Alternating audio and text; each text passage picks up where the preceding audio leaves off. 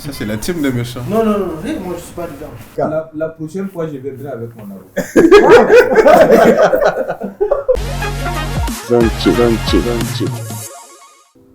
Bienvenue aux Entiers Podcast. Le numéro d'aujourd'hui il est très très spécial parce qu'on profite d'une fada pour débattre d'un sujet qu'on va improviser. Et j'ai autour de moi 4, 5, 6 personnes. Après, on verra ceux qui vont accepter de parler. L'idée, c'est vraiment de discuter autour de nos ambitions quand on était gamin. Est-ce qu'aujourd'hui, chacun de nous est arrivé au stade où il a toujours voulu être ou bien encore il nous reste du chemin. On va commencer par se présenter. Karim, on commence par toi. Hey, everybody. Moi, c'est Karim. Moi, c'est Isaka. Hi everyone, moi c'est Omar. Salut tout le monde, moi c'est Nouri. Moi c'est Oulatif. Et moi c'est Farid. Quand vous étiez gamin, c'était quoi vos rêves d'enfant? On commence par celui qui voudrait se lancer en premier. Farid, il a un projet de société. Il a 5 minutes. Je propose qu'il commence. Bon, moi je dirais que j'avais une ambition d'être pilote ou médecin, mais Dieu faisant bien les choses, je me suis retrouvé ici en cherchant à avoir un business plan pour pouvoir créer mon entreprise. Pour ma part, j'avais à peu près le même rêve que tout le monde. C'était pas médecin ni pilote, mais j'étais devenir footballeur. Footballeur professionnel. Oui, l'origine, la base c'était ça. Après, j'ai joué du foot. Un peu pro, mais je suis pas allé très loin. Rohan. Moi, mon rêve, c'était de devenir ingénieur en télécommunication. C'est vrai, j'ai fait le parcours jusqu'au bout. Mais bon, je ne suis pas dans le domaine actuellement. Je me dis, ça va à 70%. Je dirais que le mien c'était de devenir porteur, c'est-à-dire FDS, pour avoir grandi toute ma vie, si je peux le dire, dans des casernes militaires. J'avais un seul rêve, c'était aussi un jour porter la tenue. Mais bon, Dieu faisait bien les choses. Arrivé au lycée, le choix des parents, surtout de la maman, a pris le dessus, qui voulait me voir ingénieur en télécom. Et Dieu merci, je le suis aujourd'hui. Bravo. Alors, moi, à la base, je voulais aller dans un secteur pour être utile pour la société. Donc, je pensais justement au domaine médical, à savoir soit médecine ou pharmacie. C'était d'ailleurs mes premiers choix. Par la suite, chemin faisant, il faudrait avoir un deuxième choix, celui de l'ingénierie. Donc aujourd'hui, au début, je voulais faire la mécanique. Je me retrouve aujourd'hui de l'ingénierie du bâtiment. Donc, je suis aujourd'hui architecte. Donc, je peux dire que je suis resté à peu près dans mes objectifs. Alors moi, je vais vous surprendre. Moi, quand j'étais gamin, j'aimais tellement poser des questions qu'on m'appelait le journaliste. Et quand je suis arrivé au collège, je m'étais dit non. Je voulais devenir soit médecin, si jamais j'arrive à faire la série scientifique, ou encore juge, si je parviens à faire la série littéraire. Et puis, arrivé au lycée, j'ai intégré le club du journal de mon école, le Corombé. Je ne sais pas si vous avez déjà entendu parler du Corombé. Puis c'est de là que, je pense, la partie, le journaliste s'est réveillé encore en moi. Et puis depuis là, je suis resté sur cette lancée-là. Voilà. Et tu es devenu podcasteur. Je suis devenu podcasteur comme tu l'as constaté. Alors dites-moi, est-ce que ça a été facile pour vous d'atteindre vos objectifs dans la vie? En tout cas, pour ma part, pour atteindre ces objectifs, c'est toujours difficile. On se dit, voilà, c'est ce que je veux atteindre. Et à peu près, à la limite, on se donne des objectifs un peu plus poussés, donc qui nous motivent à pousser plus. Donc souvent, certes, dans certaines situations, on n'arrive pas à les atteindre totalement, mais quand même, on se contente de ce qu'on a pu atteindre. Les objectifs, c'est toujours loin devant. Mais c'était quoi les défis? Les défis, déjà, je sais pas, on va aller peut-être moi, de base, après le lycée, je me suis inscrit dans une université pour être en droit, déjà. Après, au fil des années, je me suis rendu compte que c'était pas pour moi. Il fallait beaucoup réviser, il fallait beaucoup retenir dans la tête, il fallait beaucoup écrire et franchement, ouf. Tu sais ce que nous a dit notre enseignant en première année de droit? Il nous a dit, soyez comme l'éponge qu'on plonge dans l'eau. Bob l'éponge. Il nous a dit, soyez comme l'éponge qu'on plonge dans l'eau. C'est-à-dire que quand on plonge l'éponge dans l'eau, il absorbe tout. Yeah. Donc on devait tout bûcher. Et il avait sa célèbre phrase où il disait, lui-même c'est après 30 ou 40 ans qu'il commençait à comprendre certains cours de la première année. Donc tu vois, c'est comme ça qu'il nous a formaté. Donc dès qu'on est arrivé, il fallait tout bûcher. Et moi j'avais un camarade, je pense qu'il a failli nous rendre fous. Parce qu'il nous demandait de bûcher les codes civils, les codes de procédure pénale et tout. Quoi. Alors, et vous les gars, c'était comment? Est-ce que ça a été facile pour vous d'atteindre vos objectifs? Bon, pour moi, je dirais que ça n'a pas été facile parce que j'avais déjà un rêve.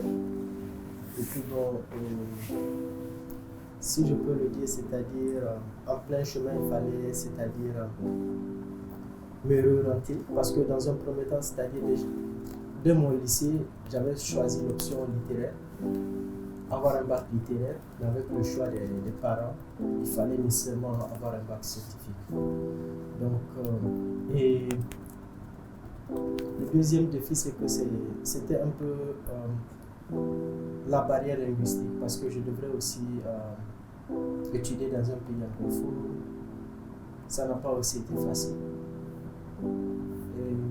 Mais bon, Dieu faisant bien les choses, je dirais que après, malgré qu'il y avait l'objectif d'avoir cet ingénieur en télécommunication, j'avais développé en moi, je dirais, c'est-à-dire d'autres options. Parce que je savais que avoir le diplôme d'ingénieur allait être très bien, la famille allait être contente, c'est ça aussi l'Afrique.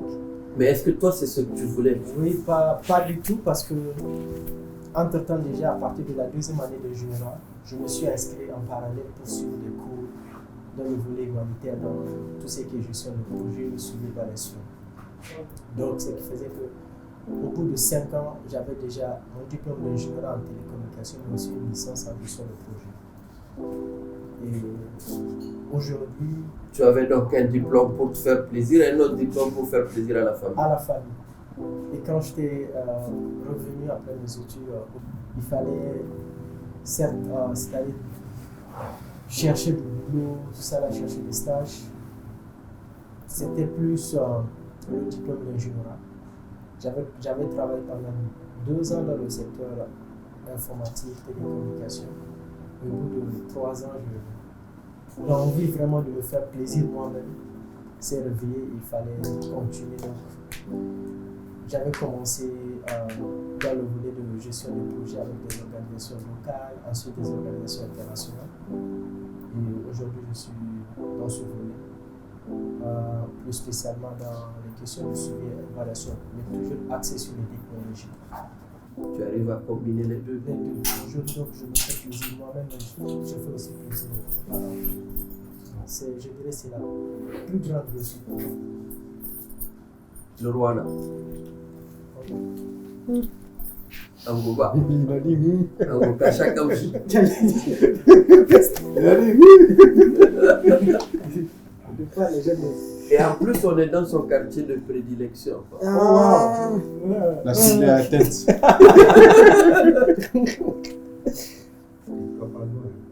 bah, je dirais que c'est vrai, ça n'a pas été du tout facile. C'est vrai, au niveau des études, bon, sur ce volet, il n'y a pas eu de soucis, mais c'est juste après les études, il faut venir chercher du boulot. Tu reviens, tu fais tes dépôts de stage. Je me rappelle, il y a 2 ans. 2 ans, oui. J'avais fait 6 dépôts de stage dans 6 entreprises différentes. À ce jour, je pense qu'il y a une seule qui m'a appelé un an plus tard. Il me proposait un stage un an plus tard. Bon, entre-temps, j'avais décroché, en fait, je m'étais dit, ok. C'est vrai, j'avais étudié pour être dans le domaine des télécoms à coup sûr. Mais les réalités aussi du pays, il faut se reconvertir à coup sûr. J'étais là. Pourtant, c'est pas comme si on manquait de sociétés de téléphonie mobile. Ouais, exactement. Il y en a beaucoup en fait. C'est vrai, le secteur est saturé, ça, il faut le reconnaître, on ne peut pas embaucher tout le Ou monde. bien il faut être dans le réseau. Ils n'avaient pas le réseau. On n'avait pas les réseaux. Voilà. Ça c'est vrai en fait. Mais secondo aussi, il faut reconnaître à un certain moment, il y a des entreprises qui ne peuvent pas recruter. C'est vrai, le besoin est là, mais elles ne peuvent pas recruter. Du coup, il faut se reconvertir. C'est dans cette optique que je me suis reconverti. Je pense que j'avais postulé à un stage de community manager dans une entreprise, dans une ONG.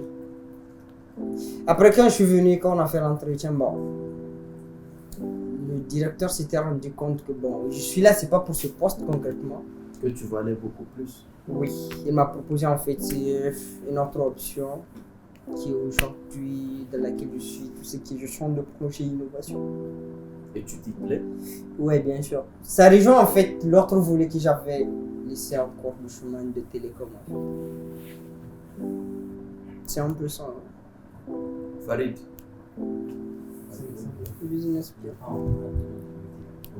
oui, mais tu peux le dire aussi. Est-ce que tu as atteint ton objectif? Qu'est-ce qui bloque? Qu'est-ce qui freine le fait que tu puisses atteindre tes objectifs? Voilà.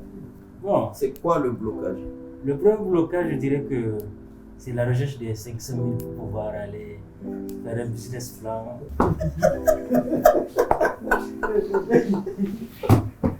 Coupé. C'est la base.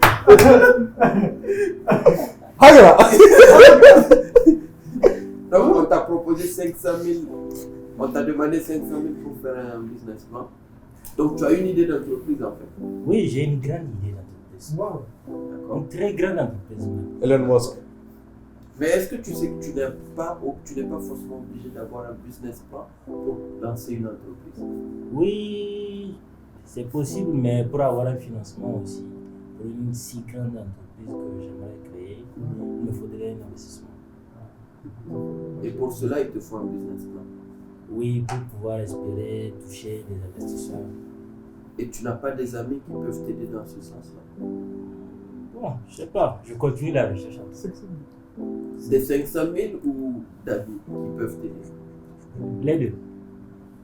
Et tu penses que si tu arrives à avoir cette entreprise-là, tu vas pouvoir réaliser tes rêves?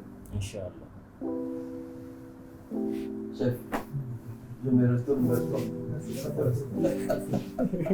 C'est plutôt ma chef de Pourquoi tu ne veux pas commencer tout petit? J'ai déjà commencé. J'ai lancé ma première commande d'environ 140 000 pour un début. Et j'espère qu'à la revente, avec les bénéfices, je vais encore investir ça pour pouvoir atteindre petit à petit un grand capital, au moins pour pouvoir espérer trouver un partenariat avec quelqu'un et lancer l'entreprise. Ou bien tu cherches les 500 000 pour faire le business plan? Bon, j'ai pas réfléchi à ça, mais je pense plutôt à pouvoir lancer mes premières commandes. Mais toi, au début, tu voulais être à quel niveau quand tu étais enfant? C'était quoi tes rêves? Bon, enfant, je dirais que c'était de devenir pilote, médecin. Et après le bac, j'avais comme objectif de dépasser mon père. Puisqu'il avait une maîtrise en sociologie, je voulais au moins savoir le doctorat en sociologie. Et une fois confronté à la réalité des choses, j'ai vu que c'était pas ça. Donc, vaut mieux. Qu'est-ce qui n'est pas ça? Les études ici au Niger, surtout dans les universités publiques. Parfois, même quand tu viens avec ta motivation et tout, il y a beaucoup de paramètres qui te découragent, surtout nos enseignants et tout. Donc, Zorodo. sinon, il va ça renégrer ça. Après, il va bouga. En tout cas, voilà. Là, je suis là avec mon idée. Quand tu dis Bouga Bouga Hadada, c'est les petits commerces. Oui, je dirais que je suis étudiant de Bouya. Parce que... Tu es aussi influenceur. Non, je ne suis pas influenceur. Mais j'aime être bénévole et volontaire. C'est important. Tu auras les 490 000 restants. Alors les gars, est-ce qu'au milieu de tout ce que vous êtes en train de faire, vous arrivez aussi de donner un peu de votre part dans tout ce qui est volontariat? Bien sûr. Karim, Pardon? C'était quoi la question? tu étais où? Là, à côté. Je songeais aux 500 000 de farine. Je disais, est-ce que dans tout ce que vous faites, est-ce que vous arrivez aussi d'être volontaire pour des causes qui vous tiennent à cœur? Totalement. En tout cas, pour ceux qui ne me parlent, totalement. Je suis rentré, je me souviens, je suis rentré en fin 2016 au Niger, de mes études. Donc, après 2016, j'avais commencé mes activités humanitaires et bénévoles en 2017 avec les orphelinats ou les distributions de vivres dans certaines localités. Mais depuis jusqu'à aujourd'hui, je suis entièrement dédié, si on peut le dire, à au moins 80% aux orphelinats. Donc, j'ai une association que je crée avec des amis où nous parrainons à peu près 3 orphelinats à Niamey qui totalisent à peu près 150 enfants. Donc, depuis, on les parraine. On aide les enfants par rapport et selon leurs besoins, si études, santé, tout ce qu'il faut. Mis à part ça, d'autres temps libres, je consacre aussi pour aider d'autres personnes qui ont des business à faire développer. Je leur donne des conseils que moi je connais, que j'ai eu à subir, à expérimenter et tout. Et plein d'autres choses. Je pense que c'est très difficile de citer, mais quand même quand je peux, j'aide. Avant de donner le micro aux autres, on n'a pas parlé de ta vie professionnelle actuelle. Tu évolues dans quoi? Quels sont les obstacles et comment tu fais pour les surmonter? Actuellement, on peut dire que actuellement je suis dans le domaine de la communication. Le CM national. Bon, en réalité, je pense que je fais plus du community management, hein, parce que on a essayé, bon, c'est pas un boulot que jusqu'à présent les gens considèrent comme du travail. Ils pensent que on s'amuse sur les réseaux sociaux. Non, pourquoi pas? Du moment où ça fait vendre, c'est bien. Donc actuellement, je suis dans la communication. Je suis responsable de communication d'une société ici. J'ai 2 startups. Et là, j'ai aussi créateur de contenu. Je préfère plus ce terme que même community manager. Autre chose, je suis plutôt créateur de contenu, que ce soit vidéo, texte ou image. Touchpulse pour studio et toutes d'autres choses. Et aussi dans le domaine de la musique. J'aide quelques artistes à parfaire leur image. Je les aide à prendre un bon axe de communication qu'il faut pour pouvoir plus se vendre et tout. Le roi, côté volontariat. Oui, en fait, sur ce volet, je pense qu'il y a une année. Oui, il y a juste une année, on a créé en fait une organisation lucrative pour aider des filles en fait sur le volet numérique. Pour en fait pouvoir rehausser ce taux de jeunes filles. Et puis même en général, en fait, on voit, c'est vrai, la programmation informatique a été initiée par les femmes. D'ailleurs, le premier programme a été créé par les femmes. Mais là, on voit de jour en jour, il y a moins de femmes en fait qui se trouvent dans le numérique. On a créé cette association pour aider vraiment les filles en fait. À s'y intéresser. Exactement, et aussi à combler ce fossé numérique. À date, je pense qu'on a formé quoi 70 fois 3, ça fait 210 filles exactement sur ce volet en fait quoi. Bravo. C'est énorme. C'est énorme. On avait un objectif de 3000 pour Vous cette continuez, année, j'espère. mais Covid en fait a freiné l'évolution du programme, mais on va continuer en 2022.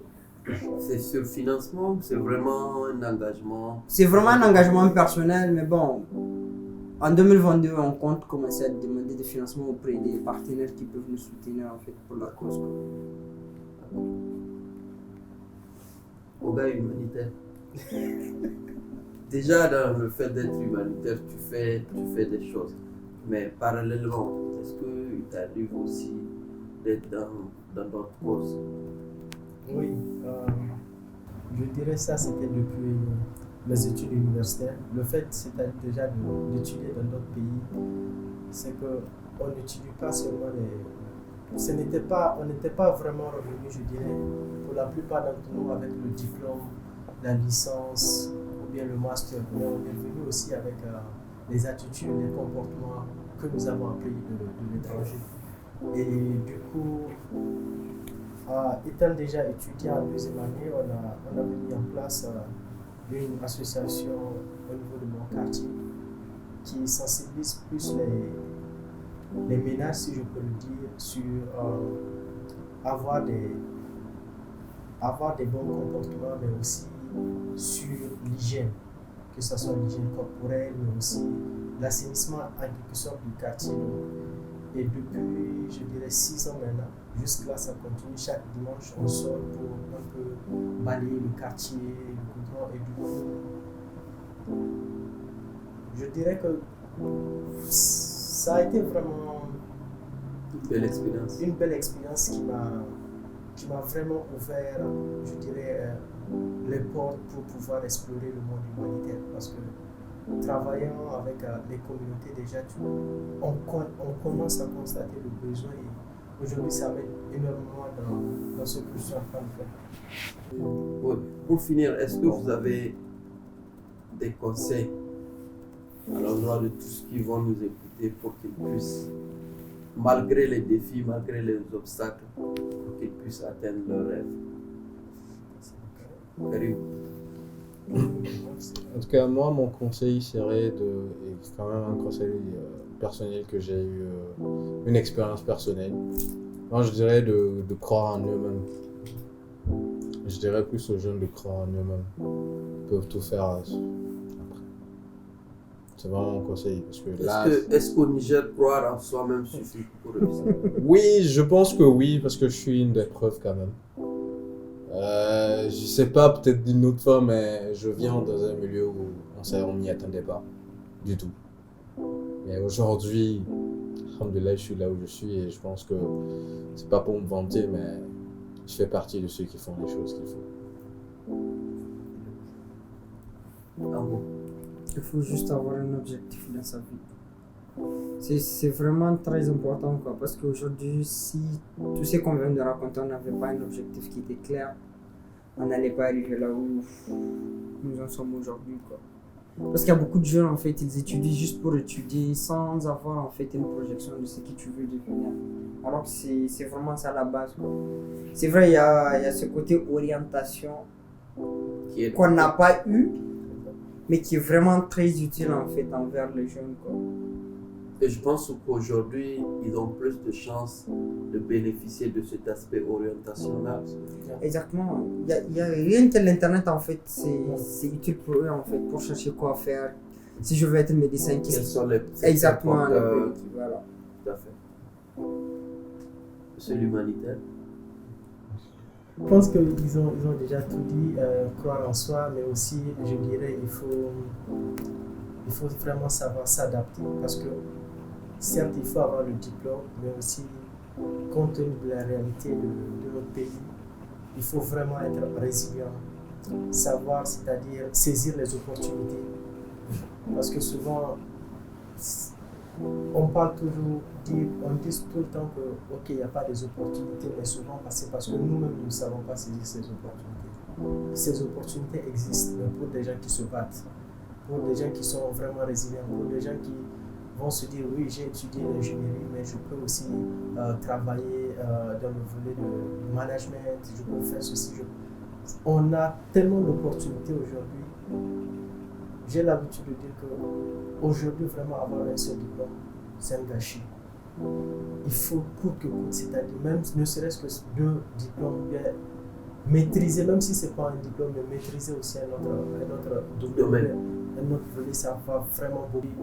Ça fait que vous avez, à chaque fois, les employeurs disent, ok, apprendre l'anglais, avoir ceci, un diplôme informatique, un atout. Donc, voilà, je pense qu'il faut vraiment avoir cet atout. En dehors de son diplôme, il faut chercher cet atout. Qu'est-ce que c'est cet atout? En fonction du domaine, facilement on peut le trouver. Si c'est apprendre notre langue, avoir des compétences, d'autres certifications en informatique. Donc c'est vraiment facile à faire.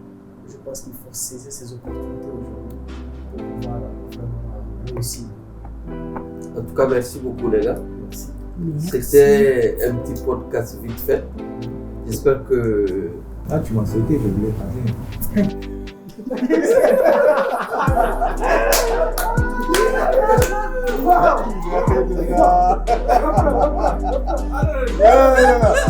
n'est pas d'accord. Tu vas faire. On va parler.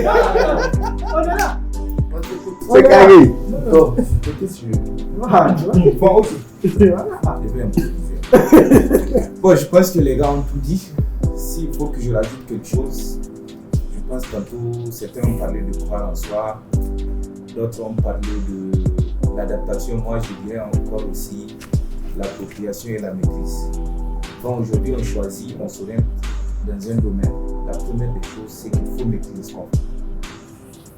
Il a dit aussi tout à l'heure, le spécialiste de notre humanitaire du soir, il avait parlé aussi de la diversification d'un domaine. Je pense que même dans un domaine propre à soi, il y a plusieurs volets à faire. Il y a plusieurs volets à explorer. Ça, c'est la première des choses. La deuxième des choses, on peut dire que le terrain est vierge. Donc, il y a énormément de choses à faire. Et la dernière des choses qu'il faut dire, on a aujourd'hui une attitude pessimiste. Bon, à tort ou à raison, de croire ou de ne pas croire, je pense qu'il faut saisir les opportunités. Croire en soi, et puis fixer son propre cap, parce que le parcours d'une personne ne peut pas forcément fixer notre parcours. C'était important que tu parles en fait.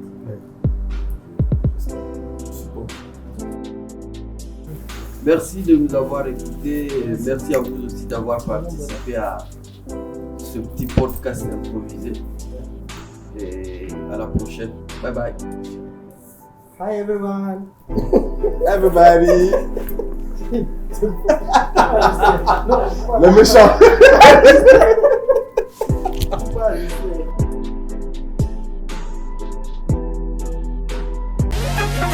Zanchi.